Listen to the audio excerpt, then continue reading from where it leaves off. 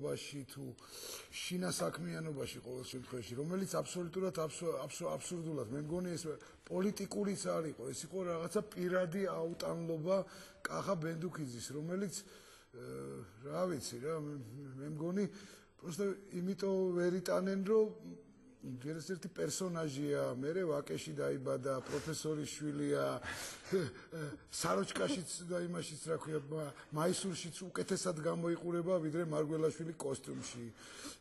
ეხლა თქვენ კლასობრივ ბრძოლაზე მიუთითებთ თუ რა?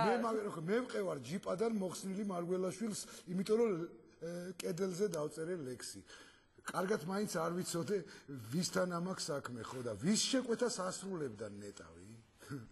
და ეს უკვე იცით რა არის, აი ჩემი ეს ისინი გამონათქვამები, აქ რომ სიბნელეა, ეს ხომ ნათელია, აი მაგალითად თუ თუნდაც აი რა ვიცი რომელი ერთი რა, რომ აი ყველაფერი ამას ეხება და მე უბრალოდ აღარ ვიცი რა, ისეთი რამისკენ მიდის საქმე, თუნდაც ეს ერისიონის რაღაცა ეს კრემლში და ეს თურმე არ არის პოლიტიკა და არ არის ყველაფერი და ეს ყველაფერი საქმე ისეთ იმაში მიდის, რომ თვითონ ევროპა იტყვის ჩვენზე უარს, თვითონ ამერიკელები გვეტყვიან, რომ წადით თავი დაგვანებეთ ვის დაკარგვი ხართ და ჩვენ რაღაც ევრაზიის კავშირში და მე არ ვაპირებ საბჭოთა კავშირში დაბრუნებას, წინასწარ ვაცხადებ, მე მოვითხოვ თავშესაფარს, თუნდაც ურუგვაიში.